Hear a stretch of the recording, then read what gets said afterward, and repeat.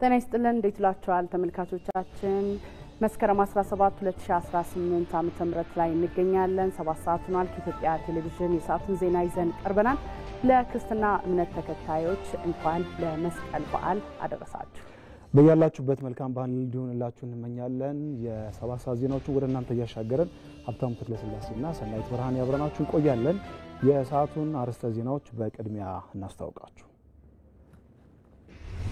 የመስቀል በዓል ከቤተሰብ አልፎ እንደ ማህበረሰብ ህብረትና አንድነት የሚጠናከርበት መሆኑን የሀገር ሽማግሌዎች ተናግረዋል የመስቀል በዓል በክርስትና እምነት ተከታዮች ዘንድ እየተከበረ ነው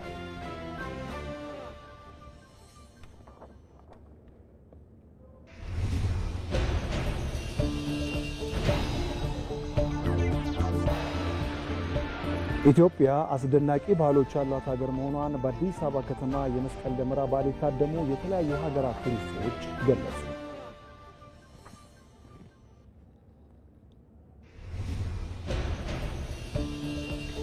ከውጪ በኢራን ላይ የተጣለው ማዕቀብ እንዲዘገይ ሩሲያና ቻይና ያቀረቡትን ውሳኔ የጸጥታው ምክር ቤት ውድቅ አድርጓል።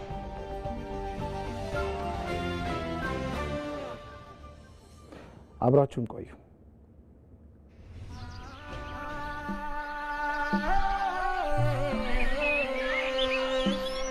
አንዱ ውበት ሲሰባሰብ ሺህ ፍካት ሺህ ድምቀት ይሆናል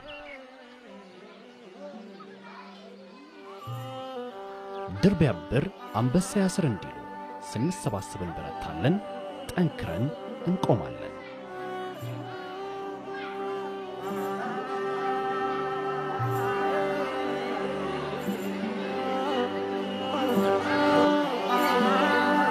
አንድነታችን በህብረት የሚቆም ብሎም ብርሃን የሚፈነጥቅ ነው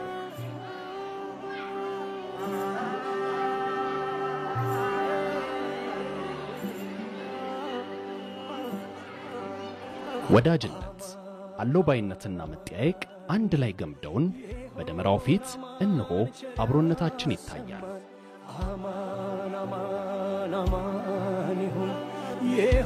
መልካም በዓል አማን ይሁን ቸር ያሰማን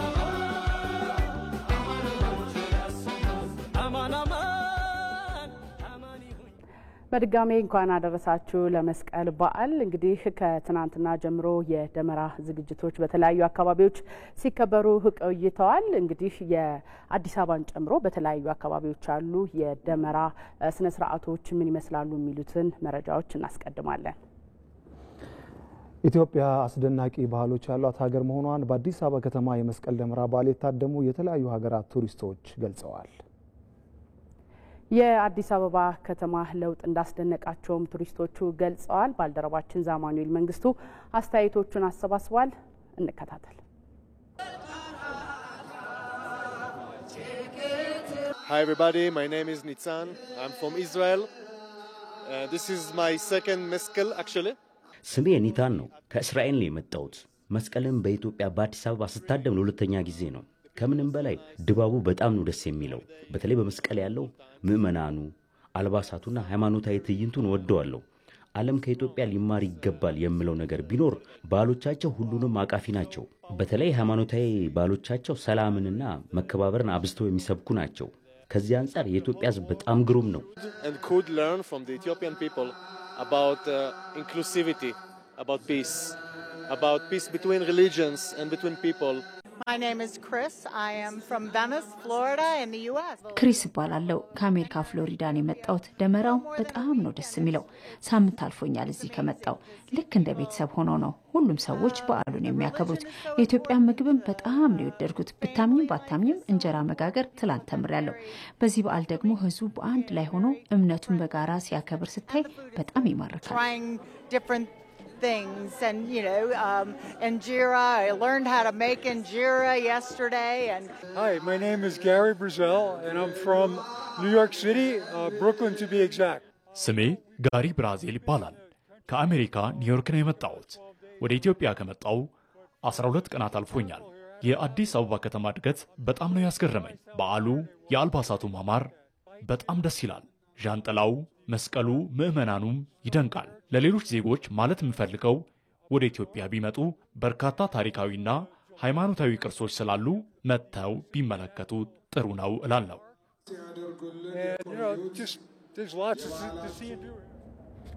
የመስቀል ደመራ በዓል የእምነት መሰረት የሆነው የአንድነት ሕያው ተምሳሌት በባህር ዳር ከተማ የመስቀል ደመራ በዓልን የታደሙ የውጭ ሀገራት ጎብኚዎችና አማኞች ተናገሩ። ኢትዮጵያውያን ድንቅና አኩሪ እሴታቸውን በመጠበቅ ለትውልድ በማሻገር በኩል ለዓለም ምሳሌ እንደሚሆኑም ጎብኚዎቹ ገልጸዋል። ራሄል ፍረው የበዓሉን ታዳሚዎች አነጋግራ ተከታዩን አዘጋጅታለች። እንከታተል። ካምነው በበለጠ ነው ያገኙት። በጣም ደስ ይላል። ዘማሪዎችም ያምራሉ፣ እንደዚሁ ቀሳውስቶችም ዲያቆኖችም በጣም ነው የሚያምሩ። በጣም ነው የምወዳቸው፣ በጣም ነው የማከብረው ሃይማኖቴን። በጣም ነው በቃ ያው በጣም ነው የማምነው። በጣም በቃ ከምንም በላይ እግዚአብሔር ይመስገን ከዚህ ላደረሰን። I'm a Catholic. My first name is Johannes. ዮሐንስ እባላለሁ። የካቶሊክ እምነት ተከታይ ነኝ። እንዲህ አይነት አስደናቂ ክብረ በዓል በአውሮፓ በጀርመን አላየሁ። በጣም ልዩ ነው። ቅዳሴና የጸሎት ስርዓቱ ድምፅ ልብን የሚያሞቅ የበዓል ስሜት ፈጥሮብኛል። Europe in Germany. ቅድስት እሌኒ እኛ ለአንድ ቀን እንኳን መቆም ያቅተናል። ቅድስት እሌኒ በስንት ዓመት በጽናቱ በስንት ቀን ፈልጋ በስንት ጊዜ ፈልጋ እጣን ከርቤ አጭሳ ምን አርጋ ነው መስቀል ያገኘችው። እና ስለዚህ እኛ አሁን እንትንላለን እንደቀላል እናያለን። በቀላል የተገኘ አይደለም። ያው መስቀል ታላቅ ነው። መስቀል ክቡር ነው። አለ መስቀል ድነት የለም። ስለዚህ መስቀል ኃይላችን ነው። መስቀል ቤዛችን ነው። መስቀል ድነታችን ነው። And what I really feel is spirituality in every heart. And when you get it in your heart, even you get it in your brain. ከበዓሉ ጥልቅ መንፈሳዊነትን ነው የተረዳሁት። በዓሉ ከኔነት ይልቅ እኛነትን ያስቀደመ ሰላማዊ በዓል ነው። ይህ ለተሻለ ዓለም ትልቅ ትምህርት የሚሰጥ ነው። View from my ego to we as a community that have to be make a better world. የመስቀል ባህል አንድነትን ነው የሚያስተምረኝ። አንድ መሆንን በቃ መቻቻል፣ መፈቃቀርን፣ ሰላም መሆንን፣ አንዱ ለአንዱ መቆምን ነው የሚያስተምረኝ። ዜናዎቻችን እንደቀጠሉ ናቸው። በአዳማ የመስቀል ደመራ በዓል በድምቀት ተከብሯል። ከዚህ በፊት ደመራው ይከበርበት የነበረው ስፍራ ተቀይሮ ከቀድሞ የተሻለ ስፍራ ላይ እንደተከበረ ነው የተገለጸው። ለዚህም የምስራቅ ሸዋ ሀገረ ስብከት ሊቀ ጳጳስ ብፁዕ አቡነ ጎርጎርዮስ የከተማ አስተዳደሩን አመስግነዋል። የበዓሉ ተሳታፊዎችም በዓሉ የተከበረበት ስፍራ ሰፊና ምቹ መሆኑን ገልጸዋል። ደመራው የመሰባሰብ ምልክት እንደሆነው ሁሉ እንደ ሀገር ተደምረን ብንሰራ ለሀገር እድገት እንደሚበጅም የበዓሉ ተሳታፊዎች ተናግረዋል። ሪፖርተራችን ባየ ሙላት አንዳንድ የበዓሉን ታዳሚዎች አስተያየት አሰባስቧል። እንደሚከተለው ይቀርባል።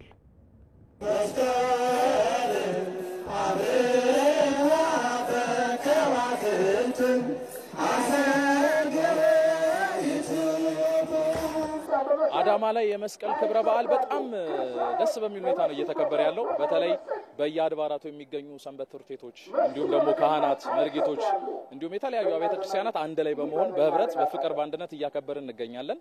ባለፉት ጊዜያት እዚህ በሌላ ቦታ ላይ ነበር ስናከብር የነበረው። አሁን ግን ቦታው ተቀይሮ እዚህ የምታዩት ቦታ ላይ በጥሩ ሁኔታ እያከበርን እንገኛለን። ቅድስት እሌኒ መስቀሉን ፈለጋ የጀመረችበት ነው። እውነትን ይሄም ደግሞ ለ297 ዓመተ ምህረት ለብዙ ዘመናት እውነት ተቀብሮ የቆየ እውነት ተፈልጎ የተገኘበት ነው። እንግዲህ የዘንድሮን የ2018ን የመስቀል በዓል ልዩ የሚያደርገው አገር አቀፍም እንደ እምነትም በብዙ ሁኔታ ታላላቅ ድሎችን ያጎናጸፍበት ነው። ለብዙ ዘመናት ያህል የአባይን እውነታችን በብዙ በውጭ ወራሪዎች በብዙ አይነት በውጭ በፖለቲካ ጫና ተቀብሮ የቆየው ታላቁ የህዳሴ ግድብ የተመረቀበት እንደዚሁም ደግሞ እንደ ኢትዮጵያ ኦርቶዶክስ ተዋሕዶ ቤተክርስቲያን መስቀልን የምናከብርበት ስለሆነ ደስታውን እጥፍ ያደርጋል። እንደ ቤተ መንግስትም እንደ ቤተ ክህነትም በትልቅ ደስታና በትልቅ ድል ነው እያከበርን ያለ ነው። ደመራ አንድ እንጨት ብቻ ምንም ማድረግ አይችልምና ደመራ አንድ ላይ የተደመረ አንድ ላይ የሆነና መደመር ማለት ነው። በአንድ በኩል አንድ ላይ የሆነ እንጨት ታስሮ በዛ መስቀሉ የቱ ጋር እንዳለ ያሳየበት የተቆመበት ይሄ ደመራ ነውና አንድነቱን ያሳያል። ስለዚህ ሀገራችን ህዝብ እንዳለ በአንድነት አንድ ሲሆኑ በአንድነት ብዙ ልማት መስራት ይችላሉ። አንድ ሲሆኑ ሰላም ይመጣል። አንድነት ሲፈጠር ብዙ ነገር መስራት እንችላለንና ከደመራ የምንማረው ነገር አንድነታችን እንማራለንና ደመራ መስቀሉ የቱ ጋር እንዳለ ያሳየበት ስለሆነ እኛም ወደፊት ያለውን ተስፋችንን በዳመራ እንዲሁ ብርሃኑን እንደምናየው ወደፊት ሀገራችንም ህዝቡ እንዳለ ብርሃኑን እንዲመለከት አንድ ሆኖ የሚነሱበት አንድ ሆኖ ስራ የሚሰሩበት ነውና ስለዚህ ዳመራ ላይ የምንማረው አንድነትን ነው የምንማረው ማለት ነው።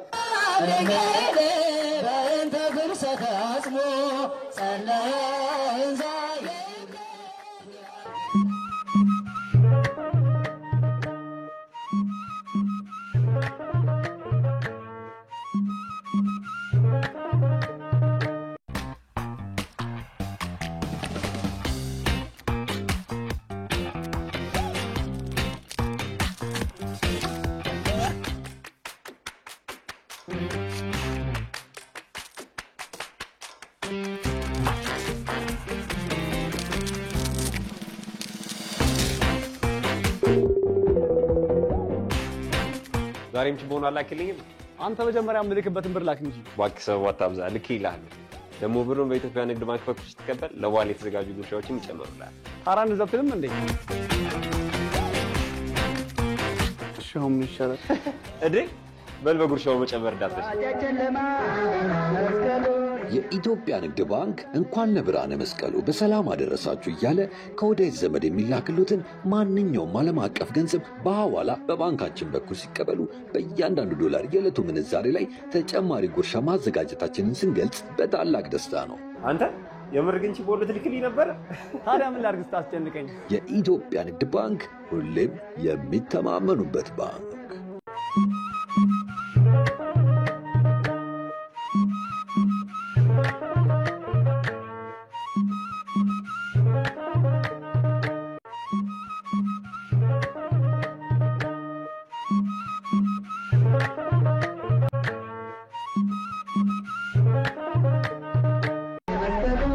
የመስቀል በዓል የፕላቲኒየም ደረጃ ስፖንሰር ኢትዮ ቴሌኮም።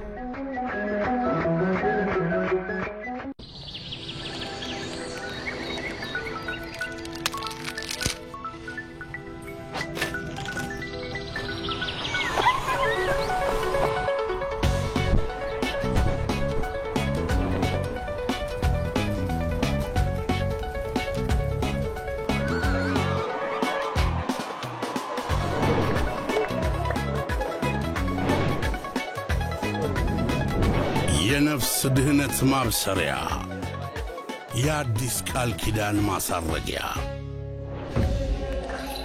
የዘላለም ሕይወት ማስፈንጠቂያ የደመራው ጢስ ሽቅብ ወደ ኮረብታው ናኘ። እነሆ መስቀሉ በመንፈሳዊ ምሪት ተገኘ። እንኳን ለመስቀል በዓል አደረሳችሁ። እንደ ደመራው የብርሃን ወጋገን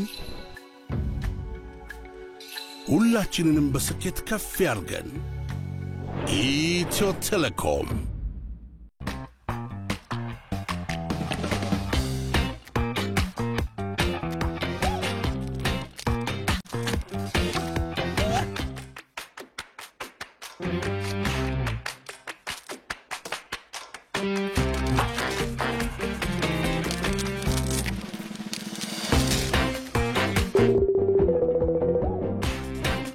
ዛሬም ችቦን አላክልኝም? አንተ መጀመሪያ ምልክበትን ብር ላክ እንጂ ዋክሰው አታብዛ ልክ ይላል ደሞ ብሩን በኢትዮጵያ ንግድ ባንክ በኩል ስትቀበል ለዋሌ የተዘጋጁ ጉርሻዎችን ይጨምሩላል። ታራን ዘብትልም እንዴ ሻውም ይሻላል እዴ በልበጉርሻው መጨመር ዳተሽ የኢትዮጵያ ንግድ ባንክ እንኳን ለብርሃነ መስቀሉ በሰላም አደረሳችሁ እያለ ከወዳጅ ዘመድ የሚላክሉትን ማንኛውም ዓለም አቀፍ ገንዘብ በሐዋላ በባንካችን በኩል ሲቀበሉ በእያንዳንዱ ዶላር የዕለቱ ምንዛሬ ላይ ተጨማሪ ጉርሻ ማዘጋጀታችንን ስንገልጽ በታላቅ ደስታ ነው። አንተ የምር ግን ችቦ ልትልክልኝ ነበር? ታዲያ ምን ላድርግ ስታስጨንቀኝ? የኢትዮጵያ ንግድ ባንክ ሁሌም የሚተማመኑበት ባንክ። በኢትዮጵያ የእድገት ምህዋር ውስጥ የማይሻሙት ያለ ተቀናቃኝ ያለ ማማ ከፍ ብሎ የሚታይ ጎላ ብሎ የሚደመጥ አንድ ስም አለ። ሚድሮክ ኢንቨስትመንት ግሩፕ። እኛ የኢንዱስትሪው ሞተር ነን። በአንጋፋዎቹ ፋብሪካዎቻችን ጥሬውን ብስሉን ጥራትና ደረጃውን አስመስክረን እያመረትን ከሀገር ውስጥ እስከ ውጪ እነሆ የምንል እኛ የግብርናው ቀኝ እጆች ነን። ዋና የግብርና ምርቶቻችንን በሀገራችን የተለያዩ ክልሎች በማምረት ለግብርናው ክፍለ ኢኮኖሚ የውጭ ምንዛሬን ከማስገኘት ጀምሮ ለምግብ ዋስትና መሰረት የሚሆኑ እንደዚሁም የግብርና ቴክኖሎጂን የሚያዘምኑ መሳሪያዎችን በማቅረብ በማስተዋወቅ የመሬት ምርታማነትን በማሻሻልና ምርትን በማሳደግ ላይ የሰለጠንን ነን። እኛ በኮንስትራክሽኑ በሀገር ውስጥ በኩሮች ነን። ፕሮጀክቶችን በተያዘላቸው ጊዜ አጠናቀን ማስረከብ የቻለን በማዕድን ዘርፍ በወርቅና በሌሎች የማዕድን ስራዎች ላይም የተካንን የሀገር ባለውለታዎች ነን። በሆቴል ዘርፍ ግንባር ቀደም ነን። እንደዚሁም በንግድና አገልግሎት ገበያን በማረጋጋት እጅግ ዘመናዊ የግብይት ስርዓትን ያስተዋወቅን ነን። በሁሉም ቦታ በሁሉም ጊዜ በሁሉም መስክ ዘመን የማይሽረው ከታታሪነቱ እስከ ሁለገብነቱ የታወቀ አንጋፋ ተቋም ሚድሮክ ኢንቨስትመንት ግሩፕ። መልካም በዓል። ከምንጩ ነው ፍለጋችን ከወንዙ መነሻችን የአብሮነት የለውጥ ነው ንድፋችን። ዛሬም ያ የትልማችን ጸዳል በትውልዶች ንጹህ መዳፍ ላይ እንደ አዲስ ተስፋን ይዘራል። የአብሮነታችን ፍሬ ቤተሰባዊ ፍቅራችን በእምነት በባህል በጥበብ ተመርቶ ከተፈጥሮ ምርት በተገኘው ነጋችንን እየገነባን አብረን ከፍ እንላለን። በመስቀል በደመራ የተስፋው ብርሃን ከችቦ ወደ ችቦ ከልብ ወደ ልብ ሲሸጋገር የወል ትዝታችን እያኖር እምነት ባህላችንን ጠብቀን ደስታውን እየተጋራን ወደ አዲስ የለውጥ ምዕራፍ አብረን እንሻገራለን። መልካም የመስቀል በዓል ከተፈጥሮ የተቀዳ የለውጥ ጉዞ መንገድ ቀያሽ አዋሽ ባንክ። ምድር በአደይ አበባ ፈክቶ ዘመድ አዝማድ ተሰብስቦ የባህላዊ ትውፊቱን ጠብቆ መስቀል በዓልን በጋራ ያከብራል። ስኬት ባንክ ቅርንጫፎቹን በማስፋፋት በሞባይል ባንኪንግና ኤቲኤም አገልግሎትን ጨምሮ በዓለም አቀፍ የባንኪንግ አገልግሎት በዘመናዊ ቴክኖሎጂ ታግዞ ውድ ደንበኞቹን እያገለገለ ይገኛል። የእድገት ራዕዩን እውን ለማድረግ ሁል ጊዜ ከኛ ባንክ ጋር አብረው ይጓዙ እያልን በዓሉ የደስታና የስኬት እንዲሆንላችሁ መልካም ምኞታችንን እንገልጻለን። መልካም በዓል። ስኬት ባንክ የስኬቶ መሰረት።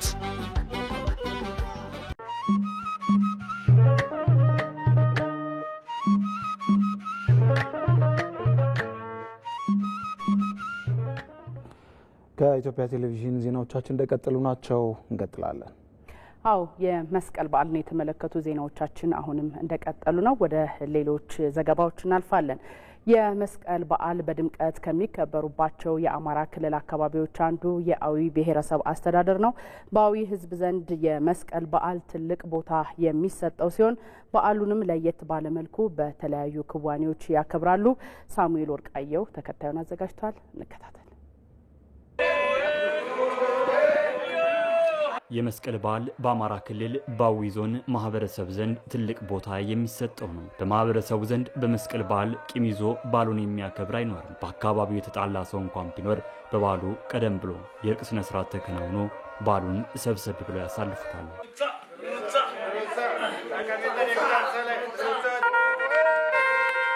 ይህ ባህል ለእኛ ታላቅ ባህል ነው። በእምነት ተቋማት የምናምነውና በመስቀል የሚከበር ነው።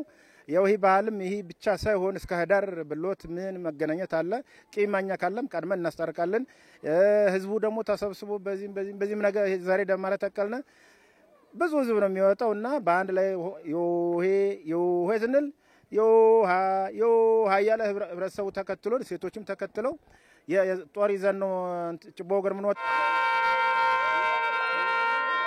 ከከብት ከበግ ተመርቶ ተገዝቶ የምንጠብቀው በዓል ነው መስቀል እና መስቀል ልጅ ወደ አባቱ ቤት ያልሄደ መስቀል ላይ አባት ወደ ልጅ ቤት ያልሄደ ሰው እኛ ጋር አይኖርም። ሁሉም የሚገናኝበት ወቅት ዘመን በአካባቢው የመስቀል በዓል ዝግጅቶች የሚጀመሩት ከአንድ ወር ቀደም ብለው ነው። በዝግጅቱ ወቅት ሴቶችም ወንዶችም የየራሳቸው የሆነ የስራ ድርሻ አላቸው።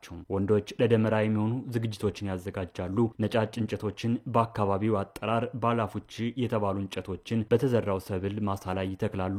ግንድ በመቁረጥም ወደ ቤት ያስገባሉ። ይህም የብርሃን ዓመት ይሆን ዘንድ የሚመኙበት፣ የተዘራው አዝርት በደንብ እንዲያፈራ ምኞታቸውን የሚገልጹበት ነው። ሴቶች ደግሞ በቤት ውስጥ የሚዘጋጁ ባህላዊ ምግብና መጠጦችን ማዘጋጀት ዋነኛ ተግባራቸው ነው። ሴቶች በሴቶች ወንዶች በወንዶች የሚጠብቀውን ነገር ተዘጋጅተን እንጠብቀዋለን እና በጣም ደስ ብሎናል። ዘንድሮ ደግሞ ለየት ያለ በዓል ነው ያየነው።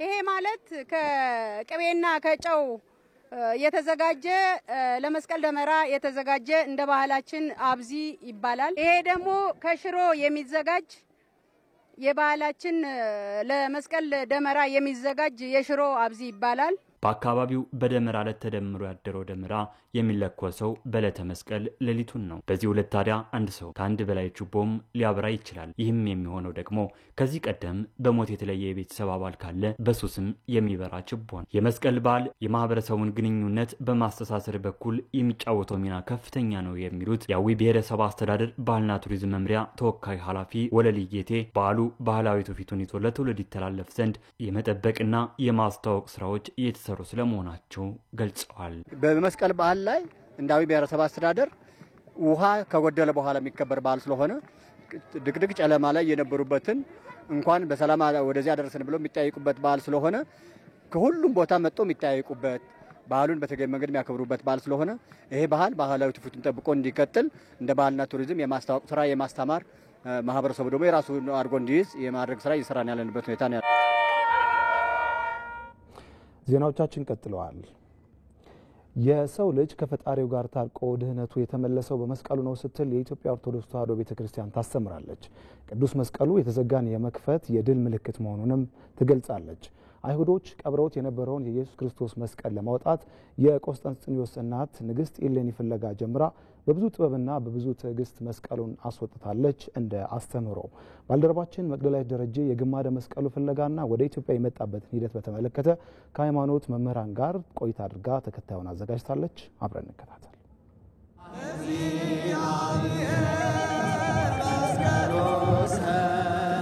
የክርስቶስን መስቀል ፈልጋ ያወጣች ንግስት ኢሌኒ ናት እና ይሄ እንግዲህ ምን ያህል ሰፊ ታሪክ ያለው ጉዳይ ነው። ንግስት ኢሌኒ የከበረች ቅድስት ተብላ በኦርቶዶክስ ቤተክርስቲያን ያው ትታወቃለች።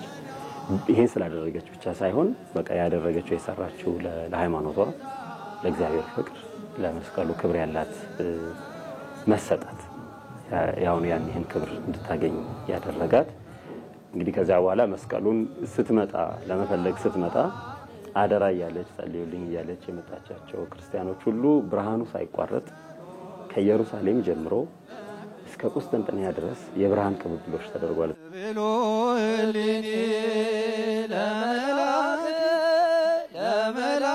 ንግስት ኢሌኒ የክርስቶስን መስቀል ለመፈለግ ባደረገችው ጉዞ ውስጥ እንግዲህ ደመራ አቁማ አንድ አድርጋ አስራ በወቅቱ የነበረውን የእድሜ ባለጸጋ ጠይቃ ክሪያኮስ የሚባለውን የእድሜ ባለጸጋ ጠይቃ ከዛ በስንክሳራችን ላይ ተጽፎ እንደምናገኘው ክሪያኮስ እንኳን ቦታውን ለይቶ ማወቅ ስላልቻለ የ300 ዘመን ታሪክ ነው የመስቀሉ ታሪክና ቦታው ከጠፋ ከተቀበረ ያኔ ነው ንግስት ኢሌኒ እንግዲህ ቦታውን ለመለየት በእግዚአብሔር መልአክ በቅዱስ ሚካኤል መሪነት ተነግሯት ደመራ እንድትደመር ደመራ ደመራ ከደመረችው በኋላ ደግሞ ደመራው አንድ ሆኖ ከተቃጠለ በኋላ ጪሱ ወደምሰግድበት አቅጣጫ መስቀሉ ያለበት ነው የሚለውን የመላኩን የቅዱስ ሚካኤልን መመሪያ ወይም መልእክት ይዛ ነው ንግስት ኢሌኒ አንድ አድርጋ ደምራ አንድ ላይ የበራው ብርሃን ጪሱ ወደ ሰገደበት ቦታ መስቀሉ ያለበትን ቦታ ለመፈለግ ወይም ለማግኘት ያገዛት ስፍራ ስለሆነ ኳለ ብርሃነ መስቀሉ አደረሳቸው። መስቀሉ ከተቀበረበት ወጣ እና በወጣ ጊዜ ሁለት ክስተቶች ተከናውነዋል። አንደኛው ብርሃን የብርሃን ምልክት ታይቷል። ለዚህ እንግዲህ ብርሃነ መስቀሉ የምንለው ለዚህ ነው። ሁለተኛ ደግሞ የአደይ አበባ የሚመስል እንደ አሁንኛ በሶ ብላ እንደምንለው አይነት ተክል የንጉስ ተክል ተብሎ ተሰይሟል። ባሲሊዮን የተባለ ተክል ተብሏል። ያው በግሪክ ቋንቋ ባሲል ማለት ያው ንጉስ ማለት ነው። እሱንም ያልደረቀ በጣም እርጥበት ያልተለየው ከብዙ አፈር ተቆፍሮ መስቀሉ ሲወጣ ተክል ተገኝቷል፣ ልምላሜ ተገኝቷል። ስለዚህ ያንንም ያው አሁን በተለይ በምስራቅ ኦርቶዶክስ መስቀሉን ሲያከብሩ ያንን ቅጠል አብሮ ከመስቀሉ ጋር ያደርጋሉ። አብሮ እንግዲህ ልምላሜ ያልተለየው እንግዲህ የተስፋ ምልክት ስለሆነ ማለት ነው። ከዚያ በኋላ ያው በ326 ነው ያወጣችው መስከረም የተገኘበት እንግዲህ አሁን የምናከብረው መስቀሉ ተቆፍሮ የወጣበት የተገኘበት ቀን ነው። የክርስቶስ መስቀል የተገኘበት በዓለ መስቀል ብለን ነው የምናከብረው። ከዚያ በኋላ ያው ያንን መስቀል አውጥታ ንግስት እሌኒ በጌታችን በተቀበረበት ትንሣኤው በተገለጸበት ድህነትን በፈጸመበት ቀራንዮ የአዳም አጽም አለበት በሚባለው ማዕከለ ምድር የምድር ማዕከል በሚባለው ቦታ ትልቁን ቤተ መቅደስ የጎልጎታ ቤተ መቅደስን አሰርታ መስቀሉ በዚያ በክብር እንዲቀመጥ አደረገች።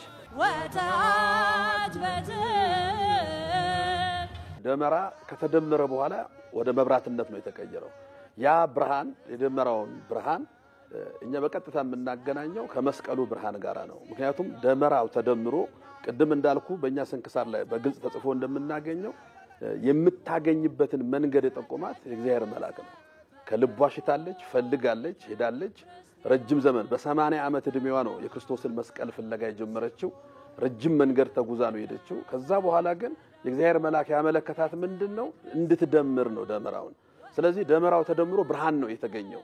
እንግዲህ ንግስት እሌኒ በጎልጎታ መስቀሉን ካስቀመጠች በኋላ ለቀጣዮቹ ከ200 ዓመት ላላነሱ ጊዜያቶች በጎልጎታ ነው የተቀመጠው። መስቀሌን በመስቀለኛ ቦታ አስቀምጥ አንብር መስቀሌ በዲበ መስቀል የሚል መስቀለኛ ቦታ ላይ መስቀሌን አስቀምጥ የሚል ራእይ ህልም ከጌታችን ስለተገለጸላቸው ንጉሱ መስቀሉን ከስናር አንስተው ኢትዮጵያን መላዋን ኢትዮጵያ ያው ብሔራዊ የሆነ ዑደት ሀገራዊ የሆነ ዑደት አድርገው በመጨረሻ መስቀለኛ ቦታ ተብሎ በሚታወቀው በአምባ ግሸን በደብረ ከርቤ ግሸን ማርያም አስቀምጠውታል። ይሄ እንግዲህ በ1450ዎቹ አጋማሽ ላይ የተፈጸመ 1456 አካባቢ የተፈጸመ ነው። ስለዚህ እንግዲህ ከእስክንድሪያ መምጣቱም በኢትዮጵያ መቀመጡም ባጭሩ ታሪኩ ይሄ ነው።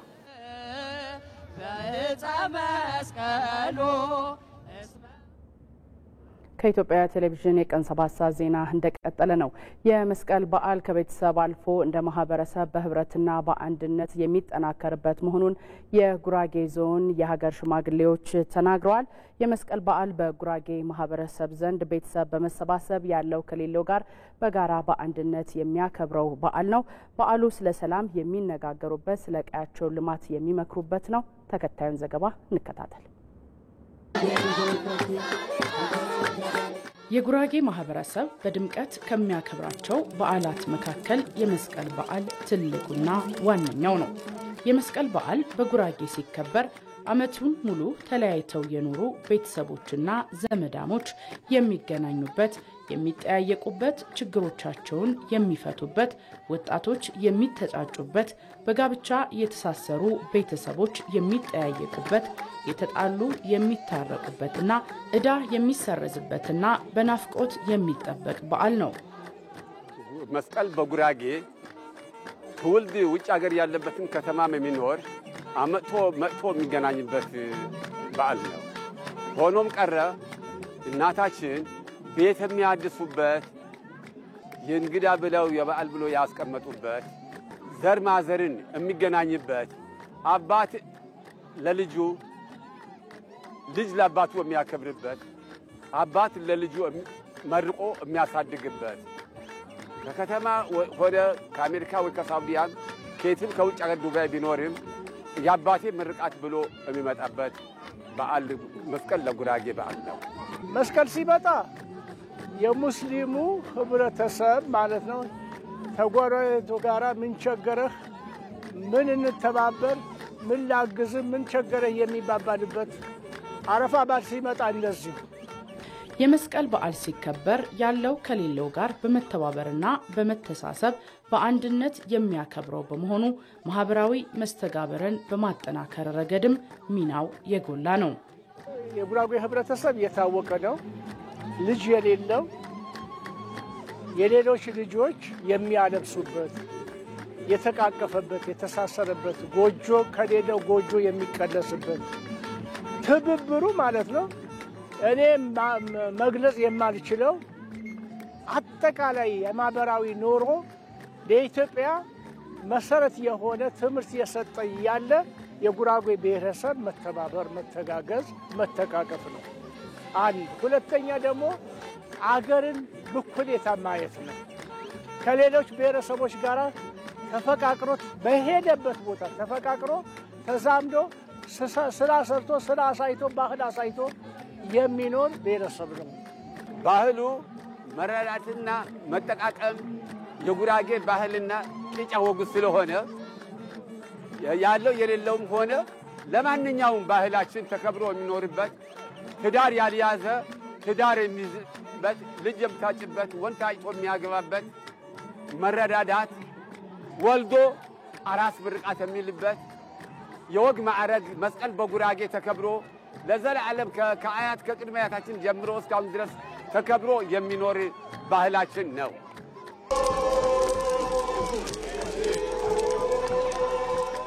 የመስቀል በዓል በተባበሩት መንግስታት ድርጅት የትምህርት የሳይንስና ባህል ዩኔስኮ የተመዘገበ ሲሆን በዓሉ ሃይማኖታዊ መሰረቱን ሳይለቅ እንዲከበር ስራዎች እየተሰሩ ስለመሆኑ ተገልጿል። እንደ ባህል ቱሪዝም አንዱ ይሄን የመሰለ እሴት እንዳይበረዝና የትኛውም ኢትዮጵያውያን እንደውም ከኢትዮጵያ ውጭ ያሉ የዓለማችን አካላት በጉራጌ መስቀል እንዴት ይከበራል የሚለው ነገር በየቤቱ የሚከበረውን በአንድ አማራጭ ማግኘት አይቻልም፣ ማወቅ አይቻልም። ስለዚህ የጉራጌ መስቀል ይሄ ነው ለማለት እንዲያስችል ሁሉም ባለበት እንዲያውቀው መጎብኘት፣ ማየት፣ መታደም ያልቻለውን ኢቭን ጉራጌም ሆኖ ያ መስቀል አጋጣሚው ገጥሞት ወደ ሀገር ቤት ላልመጣ ሰው በፌስቲቫል መልክ ለምሳሌ ላለፉት ዘንድሮ 8ኛ ዙር ነው። ላለፉት 8 ዓመታት በተለያዩ አካባቢዎች ወደ ከተማው ሳይሆን ገጠር እየተንቀሳቀስን በወረዳዎቻችን አካባቢ ትክክለኛው ባህሉን ይዘን ፌስቲቫል በማዘጋጀት አንዱ መስቀልን በደንብ እንዲጎላ የምናደርግበት መስቀል በጉራጌ ባህሉና ባህላዊና ሃይማኖታዊ ይዘቱ ሳይለቅ እንዲከበር የማድረግ ስራዎች እንሰራለን። በዓሉን ማስተዋወቅና ገቢ ማመንጨት የሚያስችሉ እንዲሁም ማህበረሰቡን ተጠቃሚ የሚያደርጉ ስራዎችም እየተሰሩ ናቸው። ሌላው ደግሞ ይሄንን የፕሮሞሽን ስራ የማስተዋወቅ ስራ ስንሰራ ደግሞ በጣም ከፍተኛ ቱሪስት ለምሳሌ የእግር ጉዞ እንደዚህ እንደው በጀልባ ቀዘፋ በሳይክል በሌሎችም ሂደት ላይ የሚዝናኑ በጣም እጅግ ቁጥራቸው ከፍ ያለ የውጭና የአገር ውስጥ ጎብኚዎች በመስቀልን ተከትለው እኛ ዞን ውስጥ ይመጣሉ። ስለዚህ እንዳልኩሽ በገቢውም ላይ በራሱ በቱሪዝሙ ላይ የራሱ አስተዋጽኦ አለው ማለት ነው። የመስቀል በዓል በጉራጌ ደንጌሳት ክትፎን ጨምሮ የተለያዩ ባህላዊ ምግቦችን በማዘጋጀትና በመጠያየቅ በጋራ የሚከበር በዓል ነው። ኢትዮጵያውያን በአብሮነትና በአንድነት በጋራ የሚያከብሯቸው በርካታ የአደባባይ በዓላት አሏቸው። አሁን ባለንበት መስከረም ወር ደግሞ የደመራ መስቀል በዓል እንዲሁም ኢሬቻ በዓላት ተጠቃሽ ናቸው።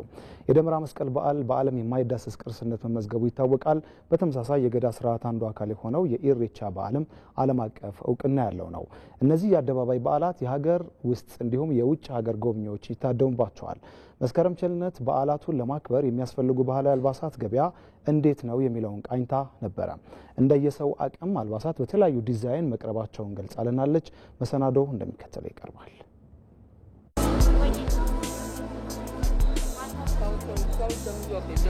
ወርሃ መስከረም በኢትዮጵያ የተለያዩ የአደባባይ በዓላት የሚከበሩበት ነው። አንደኛው የመስቀል በዓል ነው። እንዲሁም ደግሞ የኢሬቻ በዓልም ሌላኛው የአደባባይ በዓል ነው። ታዲያ ይህንን የአደባባይ በዓል ደግሞ ለማክበር እንግዲህ የተለያዩ የባህል አልባሳቶች እንደሚሸመቱ ይታወቃል። እኔም እዚህ በሽሮ ሜዳ ተገኝቼ የባህል አልባሳት ገበያው ምን ይመስላል የሚለውን የማስቃኛችሁ ነው የሚሆነው። አብራችን ቆዩ።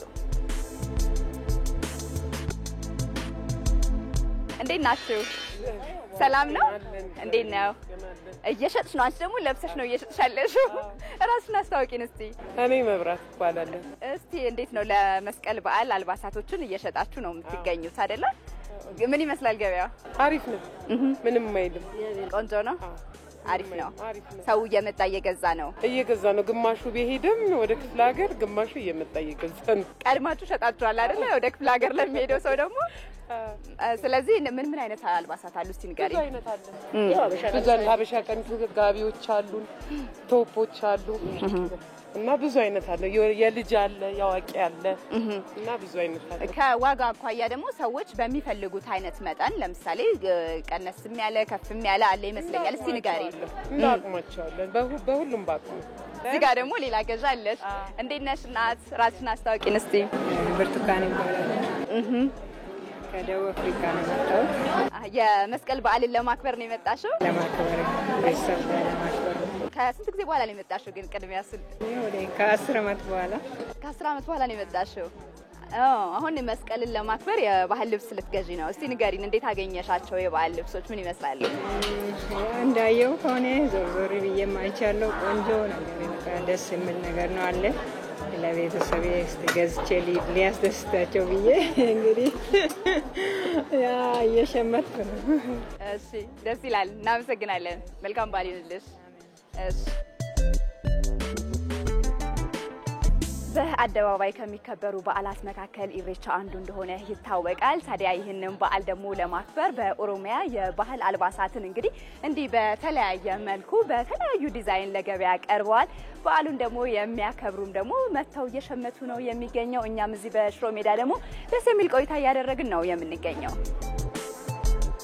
ሰላም ማዘር እንዴት ነው ደህና ነሽ እንደምን ነሽ አለን የባህል ልብስ ሊገዙ ነው የመጡት አዎ እስቲ ራስዎትን ያስተዋውቁኝ እኔ ገባይነሽ እባላለሁ ከአሜሪካ ነው የመጣሁት በዓልን ለማክበር ነው የመጡት አዎ በዓልን ለማክበር ነው የመጣሁት እንቁጣጣሽንም እዚህ ነበርኩ አሁን ደግሞ መስቀልን አክብሬ ሄዳለሁ ማለት ነው እዚህ የተለያዩ የባህል ልብሶችን እያየን ነው እስቲ ምን አዩ ንገሩኝ እንዴት አገኙ ያላየሁት ነገር የለም በጣም የሚያምሩ በየዘሩ በየአይነቱ ጨርቅ ነው ያየሁት በጣም ያስደስታል አዲስ አበባ ትመስል በጣም ከመጠን በላይ በጣም ያስደስተኝ እዚህ ጋር ሰው የሞከሩ ያያቸው የኢሬቻ በዓል ማለት የኢሬቻ በዓል አለ አልባሳት የኢሬቻ በዓል አለ ለእንቁጣጣሽ የሚለበስ አለ ለመስቀል የሚለበስ አለ በየአይነቱ እኛም ገዝተን እንሄዳለን ለዛ ልንገበይን የመጣ ነው እናንተንም ለማያታችን በጣም ደስ ብሎናል እሺ መልካም ቆይታ ይሁንልዎት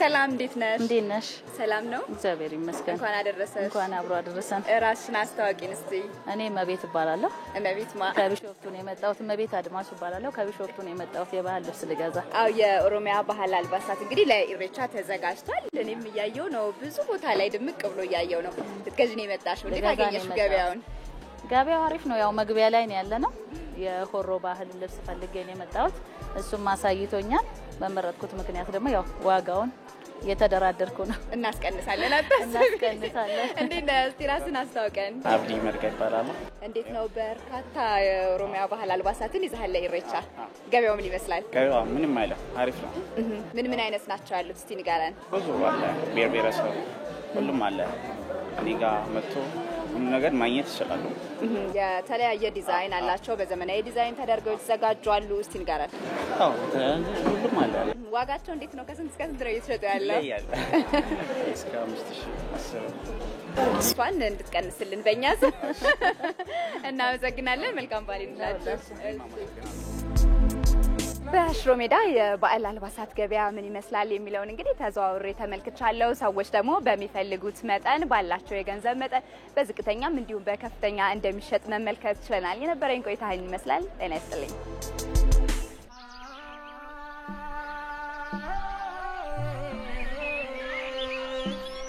አንድ ውበት ሲሰባሰብ ሺህ ፍካት ሺህ ድምቀት ይሆናል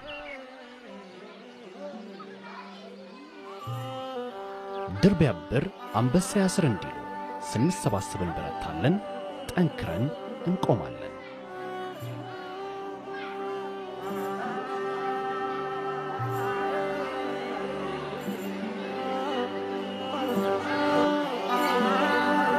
አንድነታችን በህብረት የሚቆም ብሎም ብርሃን የሚፈነጥቅ ነው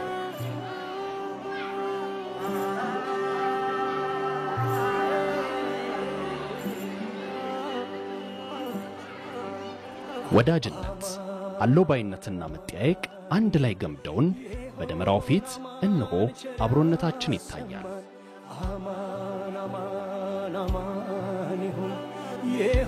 መልካም በዓል። አማን አማን አማን ይሁን ቸር ያሰማን።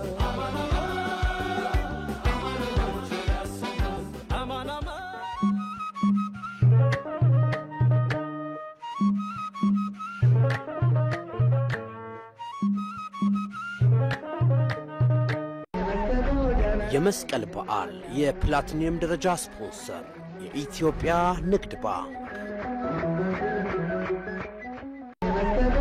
የመስቀል በዓል የወርቅ ደረጃ አጋር የግል ድርጅት ሰራተኞች ማህበራዊ ዋስትና አስተዳደር።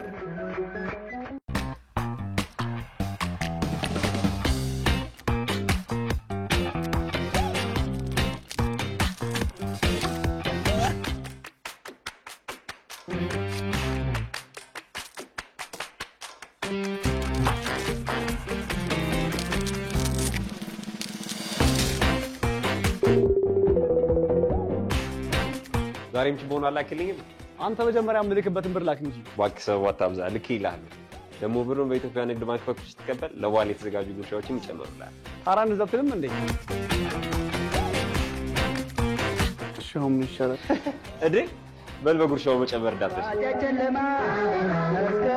የኢትዮጵያ ንግድ ባንክ እንኳን ለብርሃነ መስቀሉ በሰላም አደረሳችሁ እያለ ከወዳጅ ዘመድ የሚላክሉትን ማንኛውም ዓለም አቀፍ ገንዘብ በሐዋላ በባንካችን በኩል ሲቀበሉ በእያንዳንዱ ዶላር የዕለቱ ምንዛሬ ላይ ተጨማሪ ጉርሻ ማዘጋጀታችንን ስንገልጽ በታላቅ ደስታ ነው። አንተ የምር ግን ችቦ ልትልክልኝ ነበር? ታዲያ ምን ላድርግ ስታስጨንቀኝ? የኢትዮጵያ ንግድ ባንክ ሁሌም የሚተማመኑበት ባንክ። እንኳን ለብርሃነ መስቀሉ በሰላም አደረሳችሁ አደረሰን። ጀምረን አሳክተናል። እስካሁን ስኬታችን የአዲስ ድል መነሻ፣ የአዲስ ጅማሮ መጀመሪያ፣ የአዲስ ጉዞ መንደርደሪያችን ነው። ለከተማችን ብሎም ለሀገራችን ኢትዮጵያ ብልጽግና እውን መሆን እንተጋለን። አዲስ አበባን የነዋሪዎቿ ምቾት መገለጫ አምራች ከተማ እናደርጋታለን። ሁላችንም እጅ ለእጅ ተያይዘን ለሀገራችን ኢትዮጵያ ብልጽግና፣ ለልጆቻችን ምቾት፣ ለሀገራችን ክብር እንስራ፣ እንትጋ። በዓሉ የደስታ አዲሱ ዓመት ደግሞ የስኬት ይሁንላችሁ፣ ይሁንልን። መልካም በዓል። ከነዚህ ተራሮች አንዱ ታላቅ ሚስጥር በስሩ ደብቆ ይዟል። መስቀሉ ያለበትን ቦታ ያውቁ ይሆን? በከንቱ አትድከሚ። እንጨት አሰብስበሽ በእሳት አያይዡ፣ ዕጣን ማፍሽበት። ከዚያም የዕጣኑ ጢስ ወደ ላይ ወጥቶ ወደ ታች ሲመለስ አቅጣጫውን አይተሽ አስቆፍሪ። በዚህም ምልክት ታገኘዋለሽ። ንግሥት እሌኒም የተራራውን ሚስጥር እንዲፈታላት የተባለችውን ሁሉ አደረገች። የተጨመረው ዕጣን መስቀሉ የተቀበረበትን ተራራ ለይቷል። መስቀሉም ተገኝቷል። ተገኘ መስቀሉ። ፈካ ጸደይ በአደይ አበባ ታጅቦ በራ የደመራው ችቦ። ዛሬም ይህን እየዘከርን ደመራ እንደምራለን፣ መስቀልን እናከብራለን። ወጋገን ባንክ ለመላው ክርስትና እምነት ተከታዮች እንኳን ለብርሃነ መስቀሉ በሰላም አደረሳችሁ እያለ መልካም ምኞቱን ይገልጻል። ወጋገን ባንክ። ድሬዳዋ ላይ ቀደምትና ፋና ወጊ የምስራቁን ተቋም አጠናክረን በሰሜን አቅጣጫ ለሚ ላይ ግዙፍ ፋብሪካ ተክለን በተለቀ ዕቅድ በተጣመረ ክንድ ዘመኑ ባፈራው የተራቀቀ ማሽነሪ በአፍሪካ የተለቀ የሲሚንቶ ኢንዱስትሪ ግንባታ ባለበት ሁሉ ያለን ናሽናሎች ነን። ናሽናል ሲሚንቶ እንኳን ለአዲሱ ዓመት አደረሳችሁ። በተለያየ ምርጫ በአቅርቦት ብልጫ ጥራት ያለው ኦፒሲና ፒፒሲ ሲሚንቶ እናመርታለን። በፈጣን ስርጭት ገበያውን እንመግባለን። ሀገር እንገነባለን። በሰሜን ለሚ፣ በምስራቅ ድሬዳዋ ግዙፍና ዘመናዊ ፋብሪካ የግንባታን ፍላጎት የሚያረካ ናሽናል ሲሚንቶ ዋና ከፋፋይ ኢስት አፍሪካን ናሽናል ዲስትሪቢዩሽን። የጎመን ዘመን አልፎ የገንፎ ዘመን ሲገባ እንቅፋት ከመንገድ ይወገድ፣ በረከት ቤቶ ይግባ። ቡቃያው ብሩክ ይሁን ከዓመት ዓመት የሚታፈስ፣ ሌማቱ ሞልቶ ይትረፍ ትውልድ ከእጆ ይጉረስ።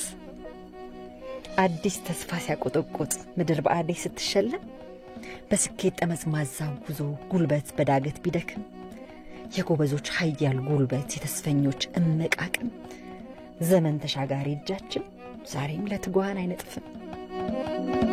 ከብረው ይቆዩ ከብረው ከበሬ ጫንቃ ወጥተው በትራክተሩ አርሰው ከደባ ጨዳ አርፈው በኮምባይነሩ ወጥተው ከብረው ይቆዩ ከብረው ከብረው ይቆዩ ከብረው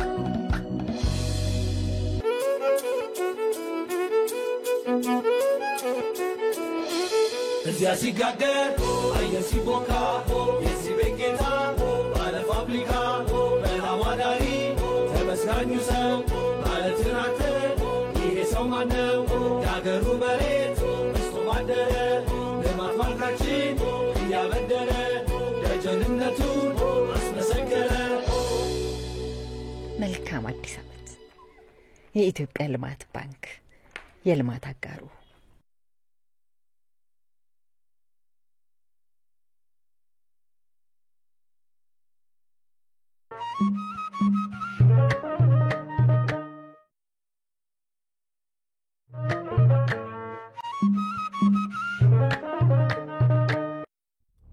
የመር መንግስት 418 ገጾች ያሉት መጽሐፍ ነው። እኔ ሁለቱን ለማየት ሞክሬያለሁ። መጽሐፉን መንግስት ያዙ 10 ዓመት እቅድና ልትደርስበት አገሪቷ መድረስ ያለበት ተብሎ የተቀመጠውን አስተሳስሮ ለማሰብ ሞክሬ ነበር።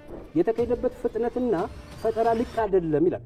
ስለዚህ ችግሮች ሊፈቱ ይገባል። this is compelling voice አስገዳይ ድምጾች ናቸው። ባቡር ወይ አውቶቡስ የሚነዳ ሰው ወዴት እንደሚሄድ ለመናገር ሲነሳ አይ አልሰማም አልፈልግም ካልክ መዳረሻህን እሱን የሚወስንልህ እንደማለት ነው። የምናብ ከፍታችን እዛ ነበር። ነገር ወርደን ተንሸራተን እርስ በርስ ገባ።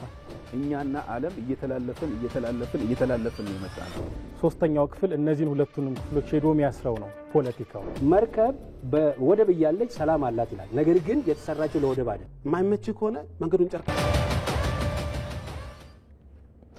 ተመልካቾች ከኢትዮጵያ ቴሌቪዥን በቀጥታ ስርጭት እየተላለፈላችሁ የሚገኘውን የሰባት ሰዓት ዜናዎቻችን እየተከታተላችሁ ነው። አብራችሁን ስለሆናችሁ እናመሰግናለን። እንቀጥላለን። መልካም። በኢትዮጵያ የሚከበሩ ሃይማኖታዊና ባህላዊ በዓላት የቱሪስት ፍሰት የሚታይባቸው ናቸው። የመስቀል በዓል ደግሞ በኢትዮጵያ በአደባባይ የሚከበር በዓል ነው። በተለይ በዋዜማው የሚደመረው ደመራ ለበዓሉ ልዩ ድምቀትን ይሰጣል። እርጥብና ደረቅ እንጨት በጋራ ተቀጣጥለው ብርሃንን የሚፈነጥቁበት ክስተት ደግሞ አብሮ በመቆም መድመቅና ማሸነፍ እንደሚቻል ያመላክታል። ዛሬ ከመስቀል በዓል ባሻገር ዓለም አቀፍ የቱሪዝም ቀን ይከበራል። ባልደረባችን አልጋነሽ ተካ ይህንን የተመለከተ ዝግጅት አዘጋጅታለች። እንከታተል።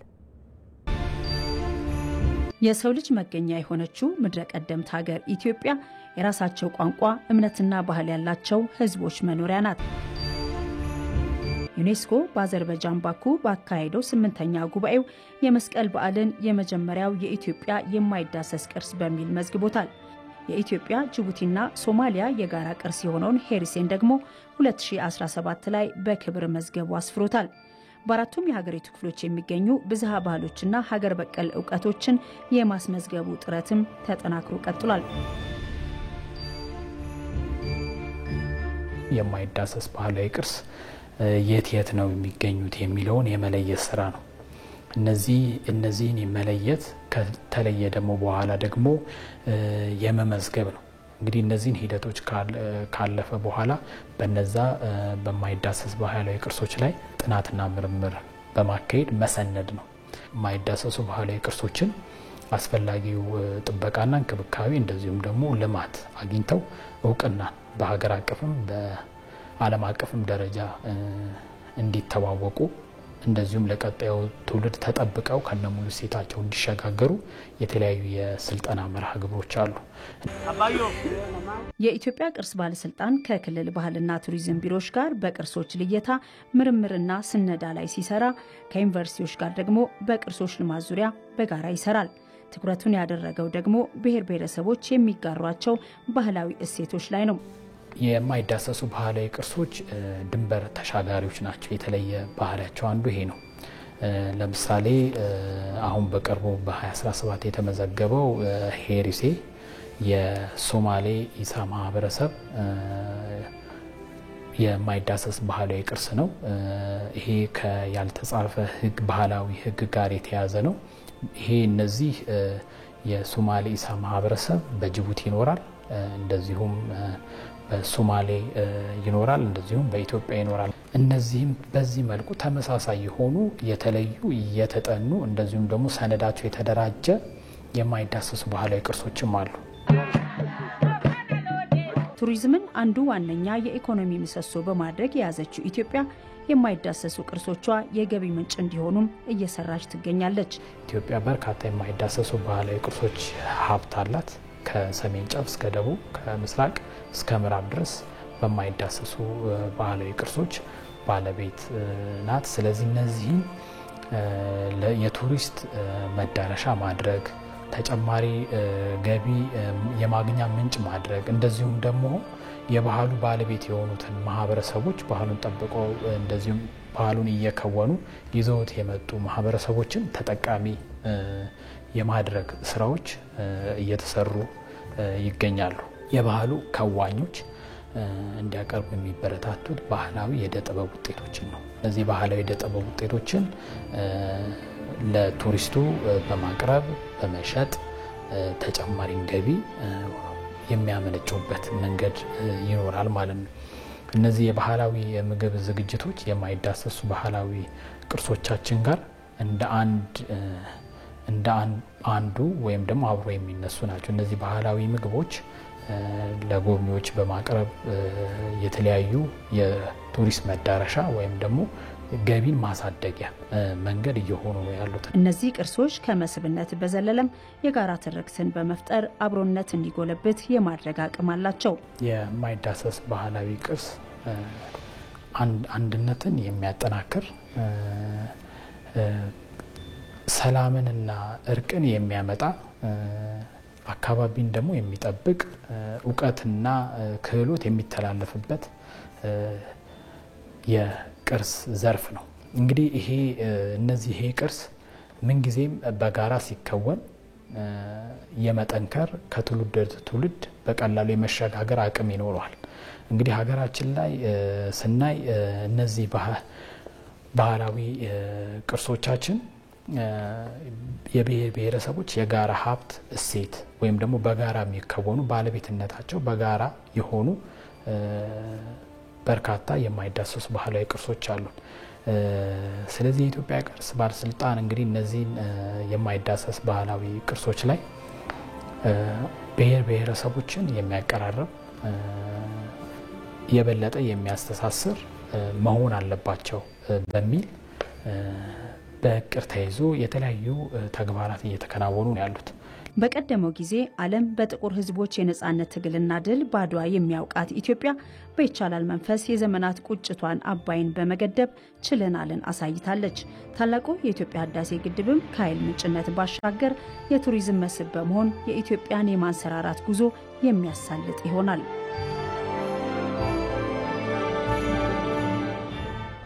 ኢትዮጵያ ከማይዳሰሱ ቅርሶች በተጨማሪ በተባበሩት መንግስታት የትምህርትና የሳይንስ እንዲሁም የባህል ተቋም ድርጅት ውስጥ ያስመዘገበቻቸው የሚዳሰሱ ቅርሶችም አሏት። የሚዳሰሱ ቅርሶችን መነሻ አድርጎ ሪፖርተራችን መሀሪ አለሙ ያዘጋጀው ጥንቅር አለ። አብረን እንከታተል።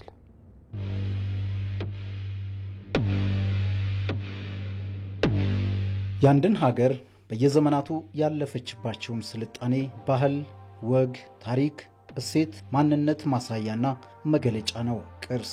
የዓለም ሕዝብ በጉጉት የሚጎበኛቸው ልዩና ድንቅነታቸውን ዩኔስኮ የመሰከረላቸው ቅርሶች ባለቤት የሆነችው ኢትዮጵያ ቅርሶቿን በማስመዝገብ ከአፍሪካ በቀዳሚነት ትገኛለች። እንደ አውሮፓውያኑ የዘመን ቀመር በ1972 የዓለም የዩኔስኮ ስምምነት ወይም ዩኔስኮ ኮንቬንሽን ከጸደቀ ጀምሮ ሀገራችን ኢትዮጵያ በርካታ የሚዳሰሱና የማይዳሰሱ ቅርሶችን አስመዝግባለች። በዓለም በቋሚ ቅርስነት ካስመዘገበቻቸው 12 ቅርሶች መካከልም የአክሱም ሐውልት፣ የላሊበላ ውቅር አብያተ ክርስቲያናት፣ የሰሜን ተራሮች ብሔራዊ ፓርክ፣ የጎንደር ቤተ መንግስት፣ የጣያ ትክል ድንጋዮች፣ የታችኛው የአዋሽ ሸለቆ፣ የሐረር ጀጎል ግንብ፣ የኮንሶርከን ስራና መልክዓ ምድር፣ የባሌ ተራሮች ብሔራዊ ፓርክ ከሚዳሰሱ የዓለም ቅርሶች መካከል ይጠቀሳሉ። የዓለም ቅርስ ማለት የሆነ ቦታ ላይ ያለ ሌላ ቦታ የማታገኘው ዩኒክ የሆነ ወይ ሰው የሰራው ወይ ተፈጥሮ የሰራው ወይ የሁለቱ ሚክስድ የሆነ በቃ የዓለም ቅርስ ነው። ይሄ ሌላ ቦታ እንደዚህ አይነት የለም ብለህ ነው የምታስመዘግበው። አንዴ ካስመዘገብከው በኋላ ሪኮግኒሽን ታገኝና ከዛ በኋላ ግራውንድ ላይ ብዙ የምትሰራው ነገር የለም። መጠበቅ ነው ያለብህ፣ እሱ መከልከል እንዳይፈርስ ነው። ምድረ ቀደምት የሆነችው ኢትዮጵያ እነዚህን ቅርሶቿን መጠበቅና መንከባከብ ከሁሉም ዜጋ የሚጠበቅ ግዴታ እንደሆነም ይገልጻል። አካባቢ ህብረተሰብ መጠቀም አለበት፣ ማንከባከብ አለበት፣ መጠበቅ አለብን። ስለዚህ የበለጠ እንክብካቤ ማግኘት አለበት ነው። ስለዚህ አሁን ደግሞ በዓለም ተመዘገበ ማለት ጥሩ የሆነ የፕሮሞሽን ስራ ይሰራበታል። ስለዚህ የአካባቢ ህብረተሰብም ከዚህ የበለጠ ጥቅም ቱሪስቶች በብዛት ስለሚመጡ ይህንን ፓርክ ለማየት በብዛት ስለሚመጡ ባሌ ተራሮች ብሔራዊ ፓርክ ለቱሪስት በጣም ከሚመረጡ ቦታዎች ውስጥ ነው ማለት ነው። ኢቭን ሌሎች አፍሪካ ሀገር ራሱ ስንሄድ ዛሬ አሁን ጌሴ አካባቢ ነን፣ ነገ ደግሞ ወደ ሳነቴ ስንሄድ ሌላ ዓለም ነው የምናየው። ከዛ ደግሞ ወደ ሀረና ስንሄድ ሌላ ዓለም ነው የምናየው። ወደ አስጣ ቦታ ስንሄድ ደግሞ ሌላ ዓለም ነው የምናየው። ስለዚህ አንድ ፓርክ ውስጥ ትንሽ ፓርክ ነው የሚመስለው እንጂ በዚህ 2150 ኪሎ ሜትር ስኩዌር ውስጥ በዚህ በኤሌቬሽን ልዩነት ውስጥ የተለያየ ነገር ነው የምናየው። ዛሬ ያያናቸው እጽዋቶች፣ የዱር እንስሳት ነገ እናየው፣ ነገ ደግሞ ሌላ ነገር ነው የምናየው፣ ነገ ሌላ ዓለም ውስጥ ነው የምንለው። ስለዚህ ለዚህ ነው ሌሎች ከአፍሪካ ሀገራት ጋር ሲወዳደር ራሱ ባሌ ተራሮች ብሔራዊ ፓርክ በጣም ትልቅ ደረጃ ላይ ነው ያለው። የተትረፈረፈ የቱሪዝም ጸጋ ባለቤት የሆነችው ኢትዮጵያ መሰል የቅርስ ሀብቶችን ለቱሪዝም መዳረሻነት በመዋል ከዘርፉ ተገቢውን ጥቅም ለማግኘት እንድትችል መሰረተ ልማቶችን ማሟላትም ትኩረት ሊሰጠው የሚገባ ጉዳይ ነው። ኢትዮጵያችን እንደሚታወቀው እምቅ ታሪካዊ፣ ባህላዊ እንዲሁም ተፈጥሯዊ ቱሪዝም ጸጋዎች ባለቤት ናት። እነዚህን ደግሞ ፈርጀ ብዙ የቱሪዝም ሀብቶቻችንን በሚገባ በማጥናት በማልማት በውጭና በሀገር ውስጥም እንደዚሁ በማስተዋወቅ ከዘርፉ የምናገኛቸውን ማህበራዊና ኢኮኖሚያዊ ጥቅሞችን ማረጋገጥ ይገባናል። ለሀገራዊ አንድነት፣ ለሀገራዊ መግባባትም ልንጠቀምባቸው ይገባል። እንግዲህ የቱሪስት መሰረተ ልማቶችን በተመለከተ እነዚህኑ የት ምን አለ እና እንዴት እንጠቀምበት የሚለውን በማየት በማጥናት እንዲሁም በማስተሳሰር የቱሪስት ፋሲሊቲዎችን አገልግሎቶችንም በማስፋፋት ለጎብኚዎች ምቹ ማድረግ ያስፈልገናል። እንደዚሁም ተወዳዳሪ የሆነ ኢትዮጵያንም ተመራጭ የሚያደርግ የቱሪዝም ኢንዱስትሪንም ልንፈጥር ይጠበቅብናል። ከጊዜ ወደ ጊዜ የቱሪዝም ዘርፉ ትኩረት እየተሰጠው የመጣ ሲሆን አዳዲስ የመዳረሻ ስፍራዎችን ማስፋፋት፣ ጥገና የሚያስፈልጋቸውን ደግሞ መንከባከብና ማስፋፋት ትኩረት ተሰጥቶት እየተሰራ ይገኛል። የአሁኑ ትውልድም በሀገሪቱ የሚገኙ ባህልን፣ ታሪክን፣ ተፈጥሮና ሰው ሰራሽ የመስህብ ሀብቶችን እንዲያውቅ እና ስለ ዘርፉ ግንዛቤ ለመፍጠር ዘንድሮ ቱሪዝም ቀን የተለያዩ ዝግጅቶች መከበሩ ይታወሳል። የቱሪዝምና ሆስፒታሊቲ ኢንዱስትሪ ዘላቂ ልማት እንዲኖረው ከማህበረሰብና አካባቢ ጋር ተስማሚነት ያለው አሰራር ሊተከል እንደሚገባ ባለሙያዎች ገልጸዋል። ዓለም አቀፍ ቱሪስትና ተጓዦች የአረንጓዴ ቱሪዝም ፍላጎት እየጨመረ በመምጣቱ ተወዳዳሪ ለመሆን በፖሊሲ የተደገፈ ስራ እንደሚያስፈልግም ባለሙያዎቹ ተናግረዋል። ሙላ ለማየው ጭስ አልባው ኢንዱስትሪ በመባል የሚታወቀው የቱሪዝም ኢንዱስትሪ በእርግጥም ጭስ አልባ አይደለም ይላል በቅርቡ ይፋ የሆኑ ጥናቶችና ሪፖርቶች። ለምን ቢሉ ደግሞ ለዓለም አቀፍ የግሪን ሃውስ ጋዝ ልቀት 8% የሚመነጨው ከቱሪዝም ነውና። እናም የቱሪዝምና ሆስፒታሊቲ ኢንዱስትሪ አሳሳቢ የሆነ ከመጣው የአየር ንብረት ለውጥ ጋር የተጣጣመ አሰራር ሲኖራቸው ብቻ የዘርፉ ልማት ዘላቂና ተወዳዳሪ መሆን እንደሚያስችል ባለሙያዎች ይመክራሉ። ሆቴሎች ወይም ደግሞ ሆስፒታሊቲ ኢንዱስትሪ ያለው ሴክተር ከግሪን ጋር ተያይዞ ብዙ ነገር መስራት አለባቸው። እኛ ሀገርም እንደማሳያ የተጀመሩ ነገሮች አሉ። ብዙ ሆቴሎች፣ ብዙ ሬስቶራንቶች እንደዚህ አይነት ነገሮች እየሰሩ ነው ያሉት። እንግዲህ ይሄ ነገር አውርተን የምትተወው ነገር አይደለም። ዓለም በአሁኑ ሰዓት ከግሪን ጋር በጣም ብዙ ወይ ደግሞ ፍሬንድሊ የግሪን ኮንሰፕት ነው እየተካሄደ ያለው። ምክንያቱም ከአየር ንብረት ከአየር ብክለት ጋር ተያይዞ ሆቴሎችም ብዙ ነገሮችን ሪሳይክል እያደረጉ እንዲጠቀሙ እኛ ሀገርም የተጀመሩ ሁኔታዎች አሉ። ነገር ግን በስፋት መሰራት አለባቸው። ሆቴሎችም ሌሎች የቱሪዝም አገልግሎት ሰጪ ድርጅቶችም ከዚህ ከግሪን ሌጋሲ ጋር ግሪን ፖሊሲ ጋር በተያያዘ አሰራራቸውን ከግንባታ ከዲዛይን ጀምሮ እንዲቃኙ እና አጠቃቀምም ላይ ይህንን የተከተለ መርህ ተከትለው እንዲሄዱ ሀሳብ የተሰጠበት ነው። ጠቀሜታው ከፍተኛ ነው።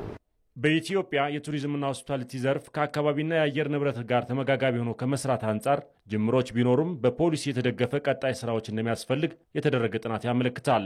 በዓለም አቀፍ ደረጃ እየጨመረ ከመጣው የአየር ንብረት ለውጥ አንጻር ቱሪስቶችና ተጓዦች ከአካባቢ ጋር ተስማሚ ፖሊሲ ያላቸው ሀገራትን፣ ሆቴሎችና አገልግሎት መስጫ ማዕከላትን የመምረጥ ፍላጎት ስላላቸው ለተወዳዳሪነት ወሳኝ መሆኑን ባለሙያዎች ገልጸዋል።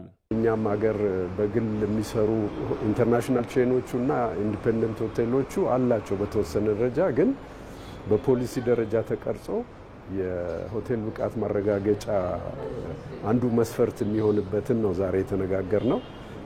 ያን ጊዜ ለቱሪስቶችም እንደዚህ አይነት ሆቴሎችን የበለጠ የመምረጥ ሁኔታ ስላለ ጠቀሜታው የጎላ ነው። የኮሚኒቲ ቤዝድ ቱሪዝም ወይ ደግሞ ስለ ሰስተናቢሊቲ የምናወራውን ነገር እዚህ ላይ እናገኘዋለን ብዬ አስባለሁና የእኛም ማህበር ደግሞ ይህንን ነገር ዛሬ በተረዳውና ባየው መልኩ ደግሞ ብዙ ሆቴሎች እኛ ስር ይመራሉ፣ ማህበራቶች፣ ፕሮፌሽናሎች አሉ። ይህን ደግሞ ልምድ ልውውጥ አድርገን ኢትዮጵያ በጣም ተመራጭና ብዙ ሰው የሚፈልጋት በግሪን ኮንሰፕት በግሪን ቱሪዝም የምትመረጥበት ሀገር ለማድረግ እንሰራለን ብዬ አስባለሁ። ባለፉት ዓመታት በኢትዮጵያ ለዘርፉ የተሰጠው ትኩረት ውጤት እያመጣ ነው የሚሉት ባለሙያዎች በቀጣይም ለዘላቂ የቱሪዝምና ሆስፒታሊቲ ልማት ዝግጁነት ያስፈልጋል ይላሉ። ካለፉት 3 ዓመት ተነስቶ አሁን ያለበት ሁኔታ በጣም በሚያስገርም ሁኔታ ሆቴሎቻችን ቱሪዝማችን እየተነቃቀ ያለበት ሁኔታዎች አሉ። ሆቴሎቻችንን በቂና ብቁ አድርገን በጠበቅን ቁጥር በግሪንም እንደገና ኢንተርናሽናል ሌቭል ላይ ሆቴላችንን ብቁ ካደረግን ከሚቀጥሉት ጊዜያት ጀምሮ እንግዲህ ለኢትዮጵያ ቱሪዝም ጥሩ ፀሐይ የወጣበት ዘመን ነው ብዬ ነው የማስበው። የቱሪዝምና ሆስፒታሊቲ ኢንዱስትሪ ዘላቂ ልማት እንዲኖረው ከማህበረሰብና አካባቢ ጋር ተስማሚነት ሊኖረው እንደሚገባ ተገልጿል። ከኢትዮጵያ ቴሌቪዥን ዜናዎቻችን እንደቀጠሉ ናቸው። ቻይናና ኢትዮጵያ ሳይንስና ቴክኖሎጂ እንዲሁም ፈጠራ ለሁለንተናዊ ዘርፍ መጠቀም በሚቻልበት ሁኔታ ላይ በትብብር መስራት በሚችሉባቸው ሁኔታዎች ላይ ተወያይተዋል። በዘርፉ የሚደረጉ ትብብሮች የሁለትዮሽ ግንኙነትን ከማጠናከር ባለፈ የሁለቱን ሀገራት ህዝቦች ተጠቃሚነትንም የሚያሳድግ መሆኑም ተነስቷል።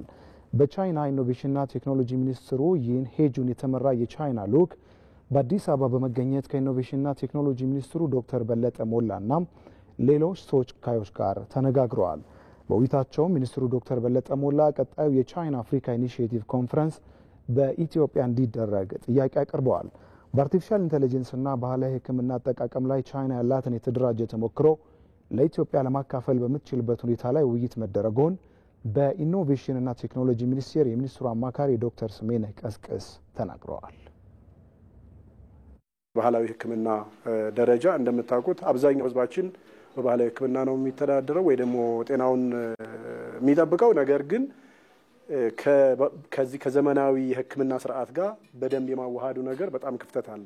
በቻይና ደግሞ በደንብ ኢስታብሊሽድ የሆነ የረጅም ዓመታት ልምድ ስላለ እኛም ያንን ተሞክሮ ወስደን በኢትዮጵያ ለመተግበር እንደዚሁ የታለመ እንቅስቃሴ አለ። እሱን እንግዲህ ከጤና ሚኒስቴርና ከሌሎች የሚመለከታቸው ሀገራት ጋር በጋራ ሆነን የምንሰራ ይሆናል ማለት ነው። መስከረም 17 ቀን 1933 ዓመተ ምህረት ልክ በዛሬዋ ቀን አንጋፋ የሙዚቃ ንጉስ የክቡር ዶክተር አርቲስት ጥላሁን ገሰሰ በወሊሶ ከተማ ልዩ ስሙ ጎሮ ሰየማ አካባቢ የተወለደበት ዕለት ነበር። በኢትዮጵያ የሙዚቃ ታሪክ ገናና ስም ካላቸው ሙዚቀኞች ውስጥም ግንባር ቀደሙ ነው። ጥላሁን ገሰሰ ያልዳሰሳቸው ያልዘፈነባቸው ጉዳዮች አለ ለማለትም አያስደፍርም።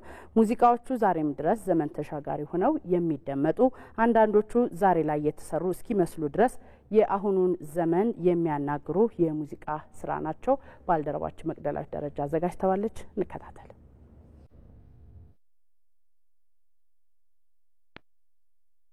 በተለያየ ትውልድ ውስጥ መደመጥ የቻለው ታላቁ አርቲስት የክብር ዶክተር ጥላሁን ገሰሰ ሀገር ፍቅር፣ ክቡር ዘበኛና ብሔራዊ ቲያትር የሙዚቃ እድገቱን ወደ ላይና ወደ ታች ያየባቸው ስፍራዎች ናቸው።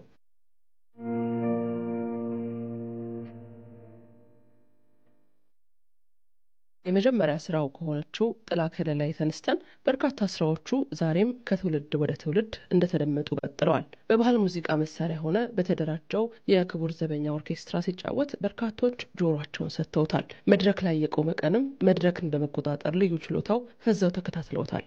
በ1933 መስከረም 17 ይህችን ቀን የተቀላቀለው ዘመናዊ ሽሬ ሙዚቀኛ ጥላሁን ገሰሰ ዛሬ በህይወት ቢቆይልን 85ኛ ዓመት የልደት በዓሉን ያከብር ነበር። ዛሬ በሳምንቱን በታሪክ ጥንቅራችን እንዘክረው። የክርስትና አባቱ ቀኛዝማች መኮንን መሸሻ ስለ ታዳጊው ጥላሁን ገሰሰ አንድ ጉዳይ ይሰማሉ።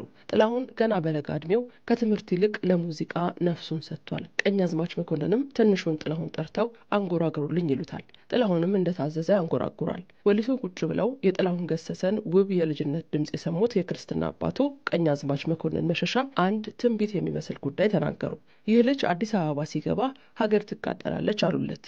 እውነትም የሙዚቃ አፍቃሪዎች በሙዚቃው ፍቅር ተቃጠሉ። አውሮፕላን መጣ እየገሰገሰ በዘፈን አንደኛ ጥላሁን ገሰሰ የተባለለት ድምፃዊ ለመሆንም በቃ። በሙዚቃ ህይወቱ በተለይ የበርካቶችን ጆሮ ያገኙ ማህበራዊ ጉዳዮችን ያሂሰባቸውን ሙዚቃዎቹም ተወዳጅ ናቸው። ሁሉንም ኢትዮጵያዊ ዘመዴ ነው በማለት የሚታወቀው ጥላሁን ሙዚቃ ሲከፋው መሸሸጊያው፣ ሲያዝን መጽናኛው፣ ሲደሰትም ደስታውን ማጣጣሚያው ነበረ። ጥላሁን ሙዚቃ አምኜበት፣ ተደስቼበት፣ ተዋግቼበት፣ አዋግቼበት ለዚህ አቅቶኛል በማለት ለሰከንድ እንኳን ከሙዚቃ መነጠል አለመፈለጉን ገልጾ ነው ያረፈው። ሙዚቃ ለጥላሁን ፖለቲካዊ ቋንቋው፣ ማህበራዊ ትችት ማስተላለፊያው፣ ፍቅርና ናፍቆቱን መግለጫው ነበረ። ጥላሁን ግጥምና ዜማን አዋህዶ ማንጎራጎር ብቻ ሳይሆን ሙዚቃን በልዩ ስሜት የመግለጥ ልዩ ጥበብ እንደነበረው ይነገራል። የሙዚቃ ወዳጅ ሁሉም የሚመሰክርለት ነው። ማህበራዊ ይዘቶችን ካነሳባቸው በርካታ የሙዚቃ ስራዎቹ መካከል በተለይ የሐሜትን አስከፊነት የሚያሳዩት ያምናሉ አፋቸውን፣ ያም ሲያማ እና ስቆ መኖር በልዩነት ይታወሳሉ። ያቅታል እንጂ ቁም ነገር መስራት በጣም ቀላል ነው ሰውን ማማት በሚለው ዜማ ከስራ ይልቅ ሐሜትን በማስቀደም ሰፊውን ጊዜ የማባከን አባዜን ያነሳበት ውብ ስራው ዘመን ተሻጋሪ ነው። አርቲስት ጥላሁን ገሰሰ ዘፈኑን ሲጫወት በጥልቅ ስሜት ውስጥ የሚገልጸው የራሱ ድራማዊ አገላለጾች እጅጉን ይወደዱለታል። ስለ ፍቅር ካዜማቸው ሙዚቃዎቹ መካከል ፍቅርሽ ነው የጎዳኝን የተጫወተበት የሙዚቃ ቴክኒክ ዛሬም ድረስ ሕያው ነው። እየበሉ እየጠጡ እህል ውሃ እንዳልቀመሱ በመሆን ውስጥ ያለፈ እስኪመስል ድረስ ጥልቅ ስሜት ውስጥ ሆኖ የተጫወተው ይህ ሙዚቃ በርካቶችን መርታት ማሸነፍ የቻለ አንዳች ግዘፍ የነሳ ኃይል ያለው ዜማ ነው። ፍቅርሽ ነው የጎዳኝ። ጥላሁን በርካታ ማህበራዊ ጉዳዮችን አንስቷል። እንደ ዘመኑ ትውልዱ የራሱን ሰበዞች እንዲመዝ የተመቻቹ በአንድ ዘመን ላይ ስንኞቹ ተቸንክረው እንዳይቀሩ የሆኑ በርካታ ስንኞቹን በዜማ እናስታውሳቸዋለን። ትላንት ላይ እንዲነበርን እያሉ መኩራራትም እንደማይጠቅም፣ ትላንት ላይ በገጠመን ፈተና ተሰብሮ መቆምም እንደማያስፈልግ፣ ያለፈው አልፏልና እያለ ያዜመው ሙዚቃም ዛሬም ሕያው ነው። ኢንቨስትመንትን፣ ገንዘብን በአንዳች ትርፍ በሚያስገኝ መስክ ላይ በማውጣት ትርፍ ማስገኘት የሚችል ዘርፍ ነው። ገንዘብ በማውጣት መስራትንና ሌሎችን ማሰራት፣ ሀገርን ማሳደግ፣ ወገንን የስራ ዕድል በመፍጠር መጥቀም ውስጡ አለበት። ጥላሁን ገንዘብ ያለው ያውጣ ያለበት ዜማው የዚህ ሁሉ ቅንብብ ነው። በ1972 ዓ.ም ስለ ፋክት ቼኪንግ ጥላሁን አንድ ዜማ አሰምቷል። የጥላቻ ንግግር ሰውን ምን ያህል ሊበክል እንደሚችል፣ ያልተጣራ መረጃ ራስንም ጎጆንም እንደሚጎዳ ያዜመበት ስግብግብ ጆሮዬ የሚለው ሙዚቃ ከዘመኑ የቀደመ ዛሬም ድረስ ትኩስ የሆነ ሙዚቃ ነው። ጥላሁን ገሰሰ የሀገር ፍቅር ስሜትን በሚያጎሉ ስራዎቹ ወገን ቀስቅሷል፣ ዘምቷል፣ አዘምቷል። በርካቶች በእንባ እየተራጩ ሀገራቸውን ዳሯን እሳት መሃሏን ገነት ለማድረግ ዘምተዋል። አዲስ ጎጆ ለሚመሰርቱ ጥንዶች ማስታወሻ ያስቀመጠው የህይወቴ ህይወት ሙዚቃ ደግሞ በርካቶች አዲስ ጎጆ ቀልሰውበታል። ከሳሽ ጠቆርሽ ብዬ ላልከዳሽ፣ አጣህ ነጣህ ብዬ ላልርቅህ ብለው ቃል ተገባብተውበታል። ዛሬም ግን ጥላሁን ትንፋሽ ተቀርጾ ይቀመጥ ባለው አደራ የጥላሁን ትንፋሽ ጆሮአችን ላይ፣ አዝያዝያሙ ደግሞ በእዝነ ልቦናችን ላይ ተቀርጾ ከዘመን ዘመን ይሻገራል። ነፍስ ይር ታላቁ ሰው ጥላሁን ገሰሰ። የሳምንት ሰው ይበለን።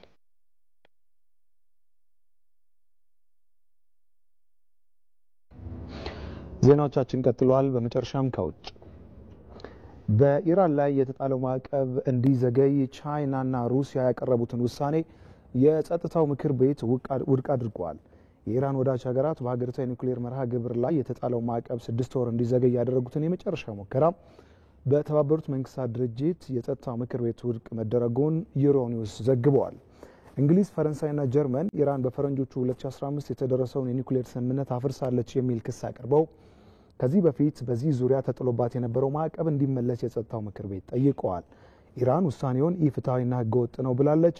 ይህ የጸጥታው ምክር ቤት ውሳኔ የሀገሪቷን የኒውክሌር ፕሮግራም ላይ በሀገራት መካከል አለመስማማትን እንደፈጠረ ዘገባው አመላክቷል።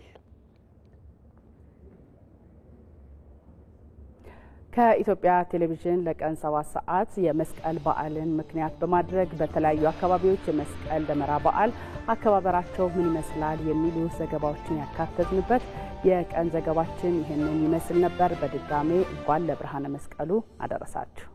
በድጋሚ እንኳን አደረሳችሁ። አብራችሁ ስለነበራችሁ ከልብ እናመሰግናለን። ዜናዎቹ ወደ እናንተ እያሻገረን ሀብታሙ ተክለስላሴና ሰናይት ብርሃኔ አብረናችሁ ቆይተናል። በያላችሁበት መልካም በዓል እንዲሆንላችሁ እንመኛለን። ሰላም